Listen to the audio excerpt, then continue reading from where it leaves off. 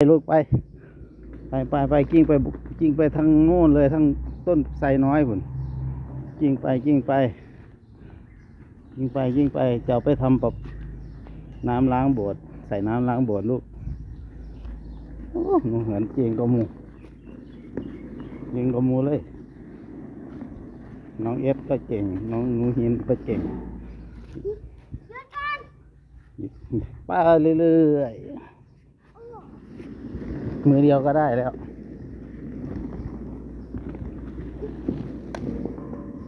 หุยเล่หุยเล่หุยเล่หุยเล่หุยเล่หุยดีกว่าเราเอาไว้เฉยๆไม่ใช้ประโยชน์ใช่ไหมเอฟเอามาทำเป็นประโยชน์ดีกว่าเนาะเดี๋ยวค่อยเลี้ยวลูกเดี๋ยวจะเลี้ยวให้เก่งเศร้าเมื่อยก่อนถังยักษ์ตัวเนี่ย